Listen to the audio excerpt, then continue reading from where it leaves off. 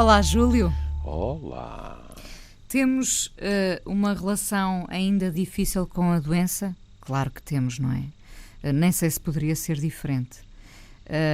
Temos ainda dificuldade em dar nomes à doença? Também. Também. Que é uma forma de olhar de frente para a doença. Temos, na verdade, várias formas de olhar para a doença, não é? Há quem escolha não falar muito do assunto e há, nos últimos tempos, quem, não vou dizer explore a doença, isso seria já emitir aqui um juízo de valor, mas há quem opte por falar e por mostrar e por, sim, exibir, acho que podemos falar em exibição, não é? Que pode ser visto como uma forma de combate à doença também, não é? Perfeitamente. Mas atenção, a hipótese que a Inês pôs, podemos trocar o verbo, mas também existe. A exposição. Não. Exibir? Exibir no sentido de explorar a doença. Ou seja, se a Inês tiver uma doença e der uma entrevista paga para falar dessa doença, em teoria, nem que fosse uma constipação, você está a rentabilizar a sua doença. Porque, cuidado, porque a referência à doença não surgiu no meio da entrevista, não. Você está a receber dinheiro por aquela entrevista para falar expressamente da sua doença. Pronto, aí você está a pôr a sua doença a render. É evidente. Se não fosse a doença, você não estava a ser paga por aquela entrevista. Pronto. Mais uma vez, isto não é nenhum julgamento de valor. Claro, até porque todas as formas de lidar com a doença são válidas, não é? Quem está de fora não pode... Racha lenha. Não é? Sobretudo num caso como este, sim, não é? Sim. Em casos como este. Sim, mas no fundo, porque é que... é bom esclarecer que foi a pedido de ouvintes. Estamos a falar de uma entrevista, temos como base uma entrevista do Carlos do Carmo ao Diário de Notícias, a propósito do concerto com a Orquestra Gulbenkian, em que tinha como convidado o Carlos do Carmo o músico brasileiro Ivan Lins. 40 anos depois. 40 anos depois, e Carlos do Carmo esteve nos últimos tempos afastado dos holofotes, não é? Agora só tem autorização médica para dar um concerto por mês, coisa que ele cumpre à risca, como dizia nesta entrevista, não é? E ele dizia, coisa que serviu depois para titular este artigo: estou em obras desde fevereiro do ano passado. Exato. Não é? A saúde pregou-lhe algumas partidas e ele dizia: estive fora de jogo, sem nunca percebermos o que é que se passou. Exato. Em concreto, não é? Atenção. Eu, e presumo que a Inês, porque lemos este artigo, ponto. Eu não tenho nenhuma garantia que não possa haver outras entrevistas ou alguma reportagem que tenha ido mais fundo, porque o Carlos do Carmo decidiu, não é? Eu só me apercebi através desta entrevista. E até é dito, diga-se passagem, é por isso que eu duvido que haja coisas muito mais explícitas. Ele diz que a família gosta de manter estas coisas secretas. Portanto, seria um bocado surpreendente que no DN fosse assim e, por exemplo, no JN houvesse a descrição pormenorizada de tudo e mais alguma coisa. Bom, mas por uma questão afetiva, não quero deixar para o fim do programa, que de vez em quando, por minha culpa, acaba por ser às 3 pancadas, algo que para mim é importante dizer, que é, eu não conheço pessoalmente o Carlos do Carmo, mas, em contrapartida, a minha mãe era uma grande admiradora, em termos profissionais e até em termos pessoais, da mãe do Carlos do Carmo. E eu também tenho uma dívida de gratidão para com a família, porque a Cila do Carmo foi a minha produtora no Sexualidades e não houve pedrinha no meu caminho de principiante naquelas lides, diga-se passagem, para mim tudo aquilo era novo, não houve pedrinha que ela não me tirasse do caminho e, portanto, 25 anos depois, daqui um beijo e um abraço sempre gratos que lhe devo. Pronto. Devo dizer, sem cometer qualquer espécie de inconfidência, julgo que O Carlos do Carmo é nosso ouvinte. Eu não sabia. E já tive a oportunidade de o entrevistar na televisão e na rádio. Sim. E tenho a maior ternura e o maior respeito pelo Carlos do Carmo. Olha que prazer, não fazia a como mínima homem ideia. E como músico, claro. Não fazia a mínima ideia, fico bem contente. Pronto. E quando ele fala sobre a questão, ele diz, bom, isto proporcionou-me, por exemplo, mais tempo para estar com a família. Porque uma pessoa fica bem com a sensação que a vida deste homem profissional foi frenética, ou tem sido sempre frenética. E eu posso compreender isso porque eu já não apanhei, como compreenderá, até por minha culpa, sobretudo por minha culpa, minha mãe em ritmo acelerado na profissão, e mesmo assim, bem me lembro o que era o entrar e sair de minha mãe por causa dos espetáculos, os ensaios, as gravações, etc, etc. Não é? Agora, o que é que as pessoas que já há algum tempo para cá, e por isso até foi bom aparecer este magnífico pretexto, o que é que as pessoas me vêm perguntando? E que vai ao encontro de algo que a Inês teve o cuidado imediatamente de sublinhar, que é a questão de não haver julgamento moral. É que algumas pessoas mandaram mails, e às vezes também pelo Facebook, e elas não querem fazer julgamento moral, mas todos nós temos os nossos preconceitos. E, portanto, algumas delas dizem, doutor, não acha que falar desta maneira, disto assim, assim, isto não lhe parece quase um exibicionismo? Isto não faz parte da nossa vida privada? Isto, de certa forma, digamos assim, e aqui poderíamos dizer que estamos no âmago da questão, isto, de certa forma, não reflete uma realidade diversa, cultural? E reflete. Eu acho que sim. Claro. Pronto. Vamos arrumar a questão moral pela segunda vez, porque você já o fez, que é cada um, neste caso, é dono do seu estado de saúde e torna-o público a quem quer. E usa as ferramentas que pode para tentar combater o estado em que está, não é? Já não digo a doença, mas o estado em que está. Também. Eu lembro-me com que peso no coração e com que esperança de estar enganado, mas com que peso eu ouvi o António Feio, numa entrevista, dizer: eu tenho isto, mas eu vou-me bater e vou ganhar. E sendo eu médico, eu sabia que o prognóstico era mau e que havia mais probabilidades de ele não conseguir ganhar. E pronto, e não ganhou. Mas lembro-me de ficar enternecido pela força que havia. Era um homem que eu respeitava muito, diga-se passar. Bom, mas este estilo, se quiser, de lidar com o que nos está a acontecer, ainda por cima, fez-me tocar uma campainha pessoal e colocou-me uma dúvida. Não que eu nunca tivesse pensado nisso, mas de uma maneira tão específica, digamos assim, não tinha. Porque eu escrevi um livro, que é O Tempo dos Espelhos, que foi escrito porque eu tive que fazer uma biópsia e, em parte, de uma forma racional. Porque acho que havia coisas que deviam ser escritas para além da familiar. Mas não nos iludamos. Isto é a minha deformação. Em parte, numa negociação com Deus ou o acaso, eu disse a mim mesmo: se tiver sorte, eu vou abrandar e vou escrever coisas que quero que os meus netos, de preferência, ouçam de mim, mas se não ouvirem, que leiam pelo menos escritas por mim. E, portanto, a questão que eu me coloquei, e que nunca saberei a resposta, quer dizer, nunca saberei a resposta, é um otimismo, nunca saberei a resposta em relação àquela altura. Um dia destes vou saber, como é evidente. Foi assim: e se a biópsia tivesse vindo positiva?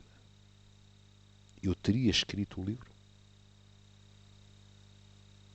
Ou, por exemplo, teria escrito o livro e não o teria publicado? Não é a mesma coisa, não é? Os meus netos leriam na mesma, mas eu não teria escrito um livro em que dizia: eu fiz uma biópsia, veio positiva, estou no meio de um processo E oncológico. teria recorrido à escrita quase como processo terapêutico, por exemplo, não é? Se calhar também. Se calhar também. Eu não faço a mínima ideia, presumo até que nenhum de nós faça, como reagimos, sabe? Porque é imprevisível. Há pessoas... Olha, isto até os meus colegas lhe dirão, com muito mais direito de falar sobre o assunto que eu, que é assim, às vezes há pessoas que, logo ao início, nós pensamos que, perante uma má notícia, são muito fortes e vão reagir o melhor possível. E a dizer bem, caramba, o melhor possível. E às vezes temos surpresas. E há outras pessoas que nós temos a sensação que se vão desfazer completamente e que acontece o contrário.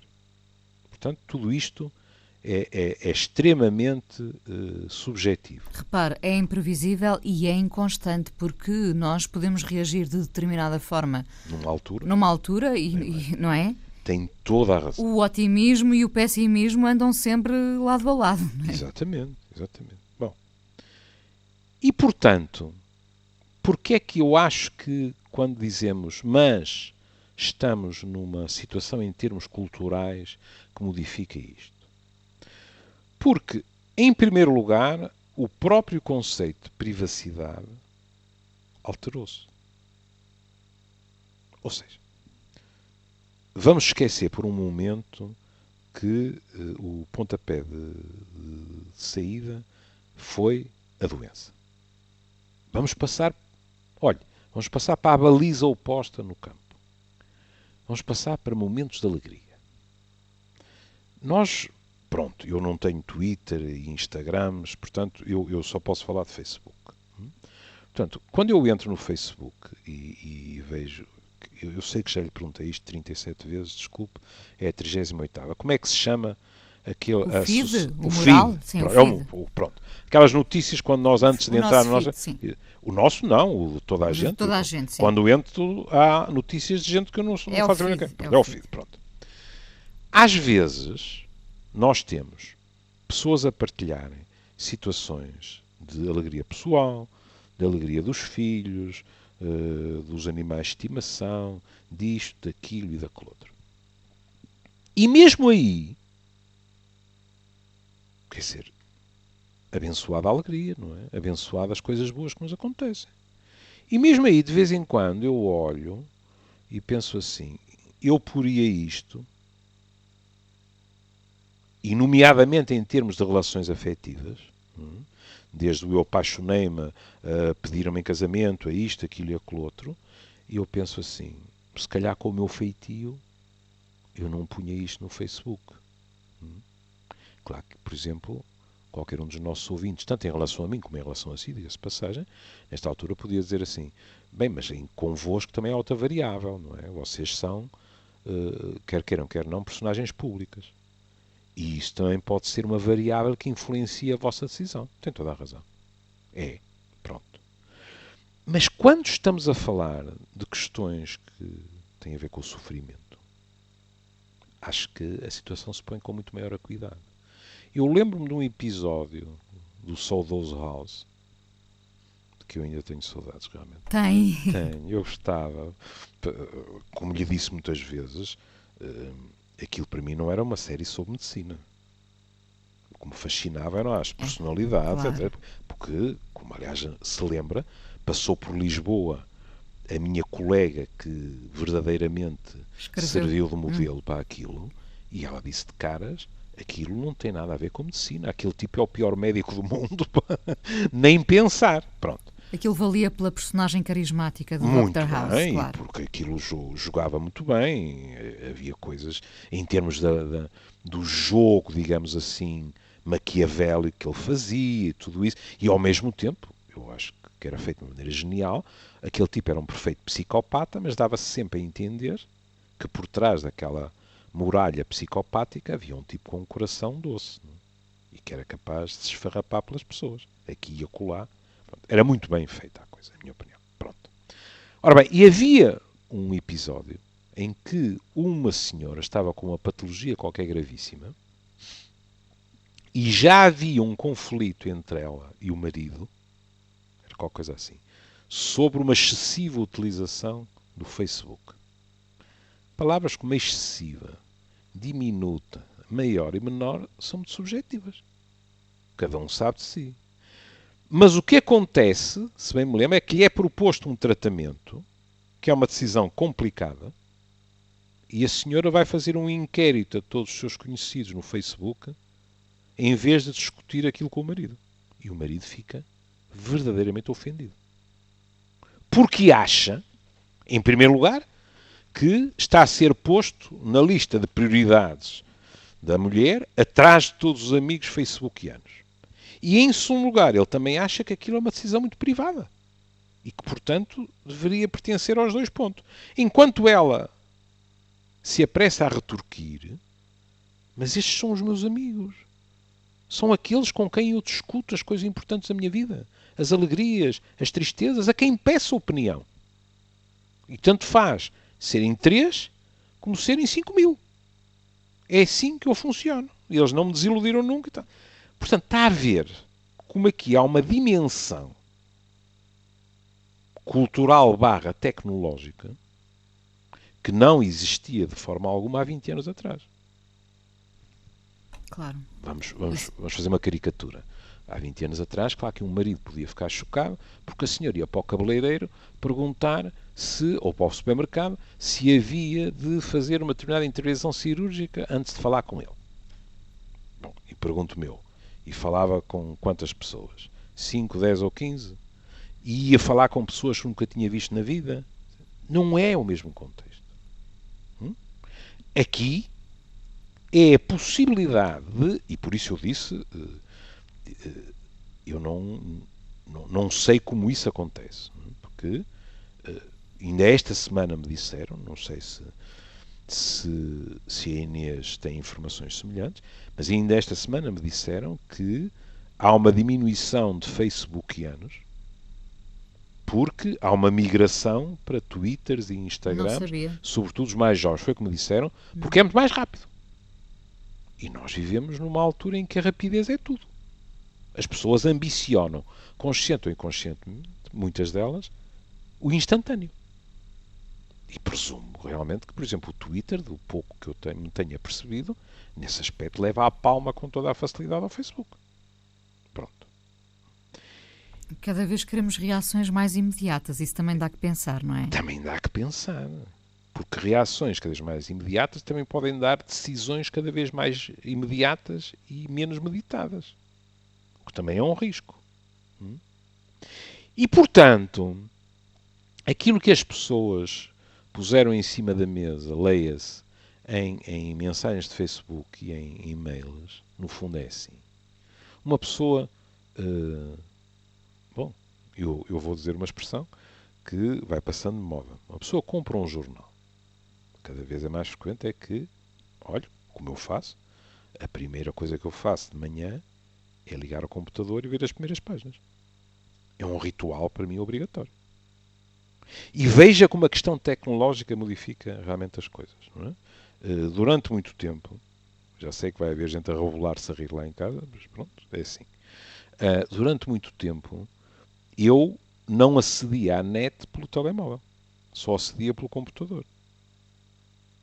Até que um dia os meus netos disseram, mas Júlio, mas vais ligar o computador porquê? Porquê é que não vês no telemóvel? E lá me explicaram e eu percebi como aquilo era realmente simples. E esta pequena conversinha, como compreende, proporciona modificações na nossa vida, que é, veja isto, e depois ria-se à vontade. Eu acordo, eu durmo mal e olho para o relógio e são 6:15 da manhã ou 6:30. Bom, eu penso, Júlio, tu não te vais levantar a esta hora, quer dizer, o trabalho não está assim tão atrasado, vais-te virar para o outro lado e tentar, na melhor das hipóteses, adormecer outra vez, pelo menos repousar mais um bocado e levanta-te às 7 e tal, ponto final. eu tenho o computador na sala, que é no outro extremo da casa. Não estou aqui a dizer que tenho um daqueles castelos ingleses que tenho que andar 2 quilómetros, mas para todos os efeitos é no outro extremo da sala. Mas eu tenho o telemóvel na mesa de cabeceira.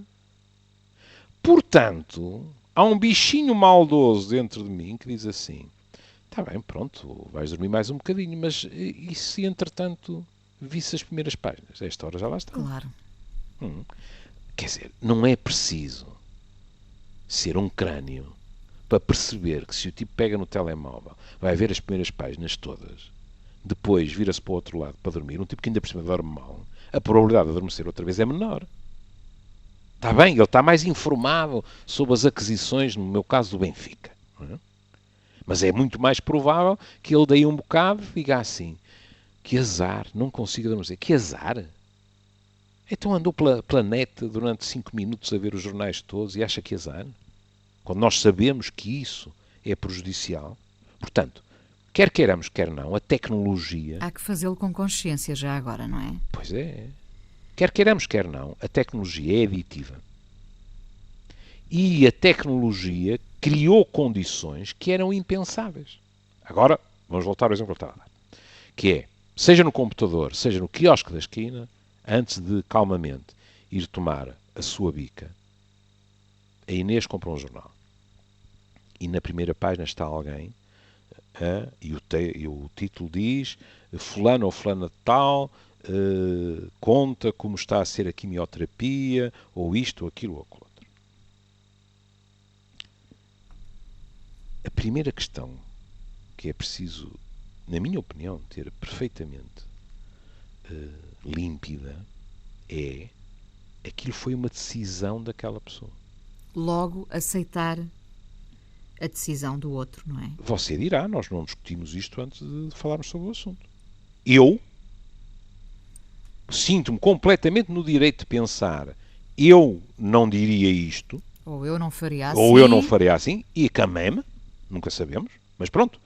A minha impressão é que eu não faria isto, mas não me passa pela cabeça de, a priori, dizer assim: epá, se calhar esta pessoa está à procura de publicidade através do seu próprio sofrimento. É uma possibilidade? É. Mas há outra possibilidade em termos sociológicos anterior. É que, sobretudo nos mais novos, há uma tal naturalidade na relação com a tecnologia e com o espaço mediático e na exposição, portanto, e na exposição, que tudo é partilhado. Porque é assim, eu bem sei que a morte ou o fantasma da morte não é um tema como outro qualquer. Mas, por outro lado, eu tenho que ser coerente com o que tantas vezes aqui lhe disse e você, coitada, teve que ouvir, que é: a morte faz parte da vida. E, portanto, se uma pessoa partilha os seus amores, os seus divórcios, os seus litígios, a violência doméstica, as zangas com os filhos, etc., etc., porque é que eu vou decretar que esta pessoa tinha a obrigação de ter regras diferentes para a doença? É que se calhar eu também não tinha partilhado uma data de outras coisas que aquela pessoa não lhe passa sequer pela cabeça não partilhar. Por exemplo. Quem poderá ser juiz para avaliar este tipo? Nem mais, claro, porque ninguém, é um juízo moral, filho. Claro, claro. Não é? Porque é assim. Então, o tipo de mensagem, por exemplo. Eu estou a ler um jornal e alguém diz numa entrevista: isto está a ser duro, mas eu estou a ultrapassar este período da minha vida e tal e tal e tal, e conto regressar ao trabalho dentro de...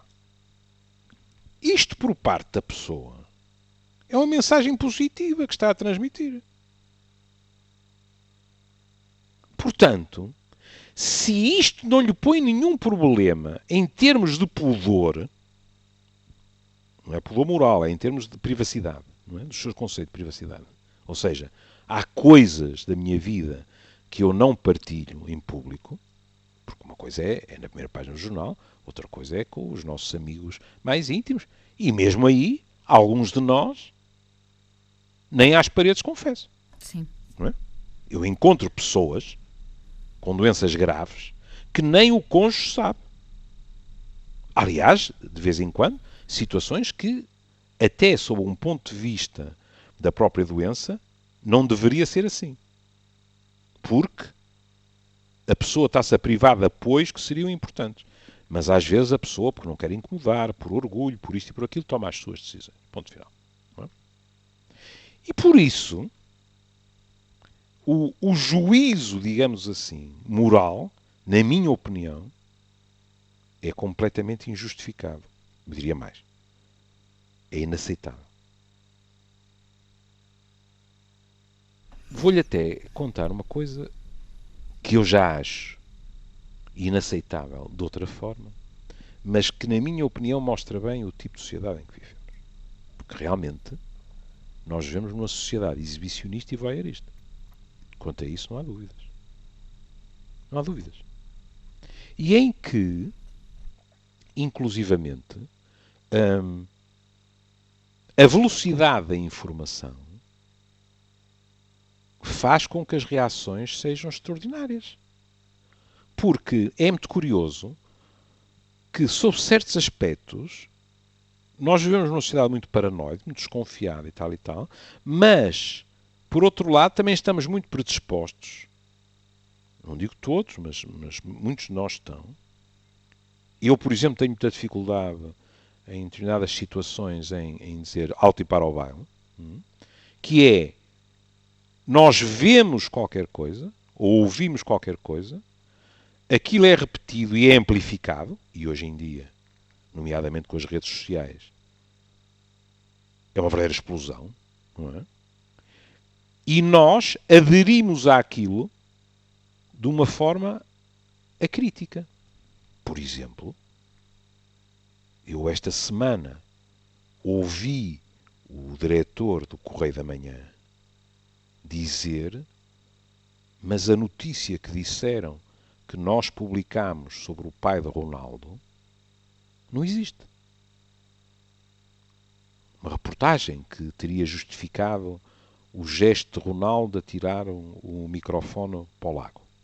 Eu não fazia a mínima ideia que corria isso. Pronto. Nem sabia também. Pronto, mas eu vi na televisão, porque mostraram, presumo que aquilo era um texto de Facebook, que dizia o Correio da Manhã fez uma reportagem sobre o pai de Ronaldo, em que o senhor estava aparentemente alcoolizado, isto não se faz, etc, etc. E realmente eu pensei assim, epá, isto realmente a acontecer era profundamente deselegante.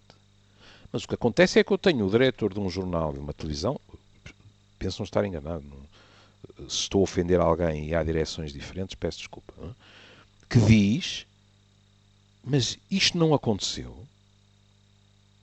Nós nem sequer temos imagens de arquivo do pai do Ronaldo e, portanto, e estas coisas depois no espaço mediático joga-se nas canelas, não é? Não é para júniores. E, portanto, o comentador X, Y e Z, com imagens, que disseram que fazer esta reportagem é inconcebível, deviam ter tido mais cuidado, deviam ter ido ver primeiro se havia reportagem ou não. O que é verdade, Inês, mas é, na minha opinião, Inês dirá, mas na minha opinião é verdade na teoria. Porque assim que se espalha que houve a reportagem, eu vou ser até modesto, 50% das pessoas não precisam de ir ver e confirmar. Acreditam. Então é viral. A notícia é viral e a pessoa diz, epá, fizeram uma coisa destas. E nem é preciso situarmos isso com as redes sociais. Bom, isso aconteceu desde sempre. Sabemos do poder de um boato, não é? Já falámos aqui disso. Como fica o cadastro, em vez de ficar, muitas vezes, o que se contou sobre a origem da notícia, não é? Exato. O que acontece é que as redes sociais se tornaram uma ferramenta de tal maneira, ótima para de tal maneira. E cuidado, eu não estou a pôr-me de fora disto e a dizer, olha, comigo não, porque eu nessa... Não, não. Eu, por acaso, tinha ouvido, e estou a dizer por acaso porque não ouvi o programa todo, mas tinha ouvido a reação num programa de comentário desportivo de pelo menos 2 dos comentadores. E um deles disse, perante, com a maior das honestidades, virado para a Câmara, perante uma notícia deste género, eu nos meus tempos, até teve piada, estou a falar do Rodolfo Reis, depois deixei de ver, houve uma altura que penso que fomos até quase vizinhos aqui no Porto. Mas o Rodolfo estava a dizer, bom, uma coisa sou eu hoje, outra coisa era eu quando era jogador de futebol. Mas eu naquele tempo provavelmente tinha feito pior que o Ronaldo. Porque isto é inconcebível. E quando ele está a dizer isto, repare, eu que não sei de nada e que também fiquei surpreendido com o microfone em voo para o lago, pensei, então foi isto. Epá, realmente, isto também não se faz. Percebe? Não me passou pela cabeça, porque depois tem uma reação em cadeia. Que é assim, se o Rodolfo e o Inácio, foram os dois que eu ouvi, não sei se mais alguém disse, se o Rodolfo e o Inácio estão a dizer isto, é porque ou leram, ou ouviram na televisão, ou qualquer coisa assim. Não me passa pela cabeça, o que é, obviamente, ingênuo da minha parte, que eles possam ter tido o mesmo processo mental que eu, que é terem ouvido, eventualmente, pessoas em quem confiam, ou que são personagens públicas, ou terem lido no Facebook de alguém que tem credibilidade para eles, etc., e terem tomado a informação como boa. E a partir daí é como fogo em palha. Aparentemente não existia nada que se assemelhasse a isso. Pelo menos não ouvi nenhum desmentido do Otávio Ribeiro. E, portanto, esta sociedade, nesse sentido, é cruel. E porquê é que eu lhe dizia que lhe dá um exemplo? Bom, eu passei por Espanha há pouco tempo. Eu e os meus rituais. Não é? Eu estive em Estocolmo, onde me aconteceu uma coisa hilariante. Está a ver? A questão da tecnologia. Que é, eu, lá está, para ler os jornais portugueses, entrar num restaurante e perguntar ao tipo, tem internet? Tem, sim, senhor. Pronto, ele lá me disse, e eu entrei por ali dentro e fui carregando onde me diziam para carregar. E de repente, eu vi as notícias, isso vi. E depois fui ao meu Facebook e estava lá escarrapachado que eu estava em Estocolmo, abancado, num restaurante tal. E eu disse, mas eu juro-lhe, pronto, se eu estou num fim de semana de ser motivo de risota, vou até ao fim. Eu pensei assim, isto é inacreditável. Alguém me viu e partilhou que eu estou em Estocolmo. E depois fui ver com mais cuidado e disse, não, quem partilhou fui eu. Ou seja, tinha carregado numa coisa qualquer do restaurante e é magnífica estratégia publicitária. A malta ao entrar ali, claro. Pronto, quer dizer, é o ovo de Colombo. Ativa localização. É o ovo de Colombo, claro. pronto. Já me tinha acontecido isso com um like. Agora aparecer lá a setinha, Júlio Machado Vaz está no restaurante tal, isso nunca me tinha acontecido. É um bocadinho longe para estar a ir agora, mas sim, mas tem esse efeito. O que tem outras consequências, não é? Que é assim, suponha que eu oficialmente estava em freios de espada à cinta. E de repente, o mundo inteiro, isto é um motivo de grande interesse no Japão e na Nova Zelândia, percebe que o Machado Vaz mentiu. Não está em trabalho em freios de espada à cinta, está a dar ao dente numa pizzaria em Estocolmo. Portanto, por essa via, até é bom, porque vamos mais ao encontro da verdade do que nunca. Exatamente. Não é? Sentimos tão vigiados que é impossível escapar à mentira. É melhor saber alguma coisa de tecnologia, não é? Se queremos andar a aldrabar a malta. Mas, no regresso, vou-lhe dizer uma coisa que não vai surpreender nada, eu fui para lá, porque tinha que fazer escala, de qualquer maneira, não havia voo direto, não é? Eu para lá fui por Bruxelas, mas para cá disse, não, por amor de Deus, pelo menos 24 horinhas em Barcelona ninguém me tira. E, portanto, vim por Barcelona. Foi uma decisão muito acisada, diga-se de passagem, porque o aviãozinho de Estocolmo para Barcelona partiu com 2 horas de atraso, 2 horas metido no avião, porque o copiloto comeu qualquer coisa que lhe fez mal, fez uma reação anafilática e teve que ficar em terra e, como é evidente, não havia um piloto em cada esquina e levou 2 horas. Pronto. Mas não interessa. Eu aterrei em Barcelona e esqueci-me logo disso. Já sabe como eu sou com Barcelona. E em Espanha há um programa que eu nunca deixo de ir espiolhar na televisão, que se calhar vou chocar alguns dos nossos ouvintes, mas não vou mentir, que é uma coisa que se chama Sálvame, na Tele5. Que por mero acaso, eu de vez em quando penso nisso, um dos participantes disse, sim, porque nós estamos aqui há 8 anos. Eu até pensava que era a mais. Aquilo tem umas audiências brutais. É, sob muitos aspectos, muito mais agressivo do que eram as Noites Marcianas, que não vingaram em Portugal, lembra-se? Lembro, claro. Pronto.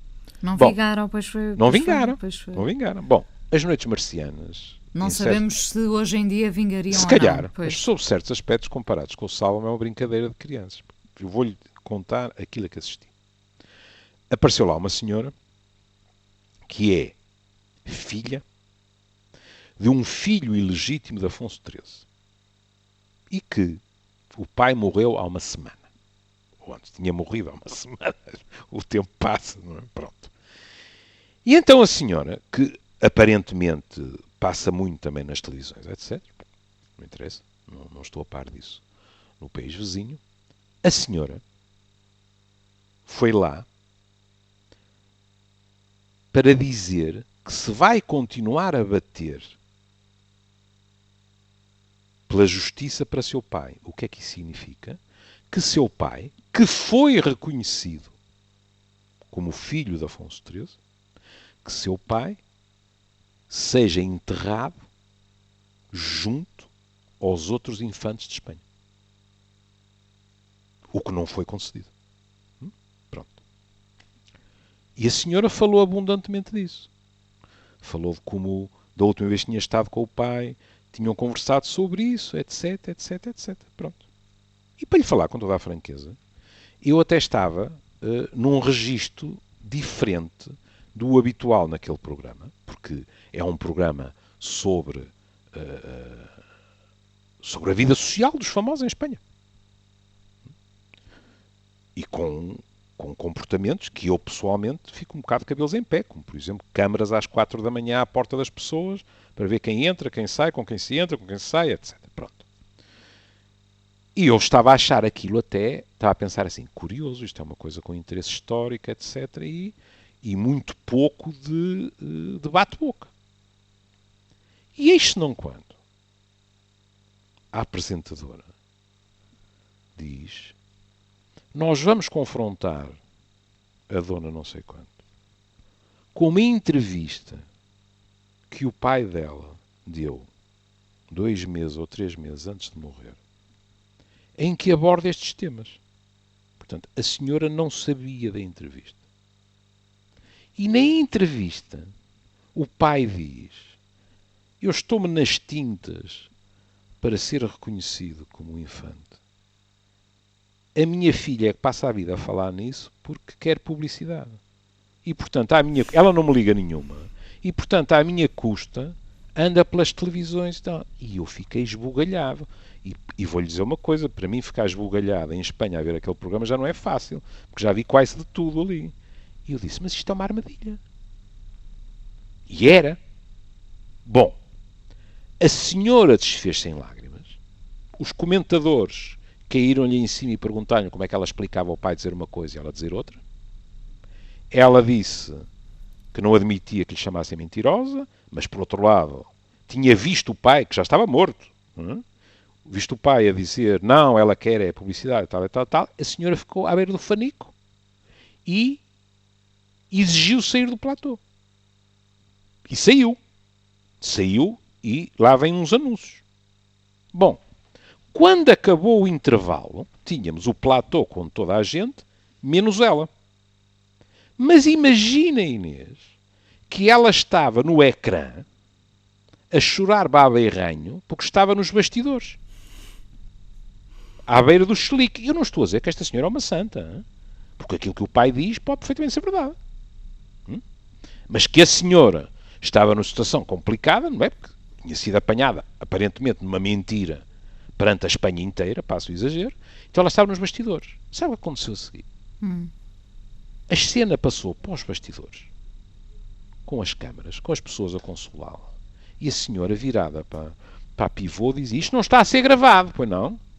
E a pivô, muito honestamente, não está. Pois não, estava tudo em direto. E, portanto, tivemos a senhora a telefonar. Uma coisa inacreditável. Hoje em dia falta saber quem engana quem, não é? Nem mais. Nós, como espectadores, à partida estamos sempre a ser enganados, quase sempre. Nem mais. E, portanto, depois desta cena de faca e alguidar, um dos comentadores, pelo menos, dizia, eu lamento muito, mas eu não tenho pena nenhuma dela. Porque não ouviram o pai. Portanto, e agora repare numa coisa que falávamos há meia hora atrás. Estas entrevistas são pagas e, portanto, ela é uma mentirosa e andou a ganhar dinheiro com coisas que o pai considerava completamente despiciantes e, ainda por cima, ela não ligava ao pai quando esteve aqui a dizer que era a única que ia para o pé dela. Portanto, está a ver que aqui não há inocentes. Numa situação destas. E são tantas as perspectivas do logro, não é? É só escolher. É só escolher, não é? E não chega. Será que ela de facto não sabia que estava a ser filmada? Será que a pivô não sabia de facto? Será que nós, espectadores... Bom, são tantas as perspectivas dessa fraude que... Bom, que ela não sabia da entrevista, ou ela é melhor que a Meryl Streep, ou não sabia, porque ela ficou branca quando viu o pai, não é, a dizer, não, ela não me liga nenhuma, telefona-me de mês a mês quando muito e tal. Mas e lutar pelos seus direitos e tal? Não, ela só faz isso para obter publicidade pessoal. E para ganhar dinheiro, está a ver? Quer dizer, isto é o nosso pai a chamar-nos mentiroso ou mentirosa do além, do túmulo. Leia-se da gravação. Portanto, até aí, agora, a Inês pode-me dizer assim, olha, mas vou-lhe dizer uma coisa, se o que ela tem feito nos últimos anos é isso, se calhar é bem feito. E essa lógica... Sim. É que depois é infernal também.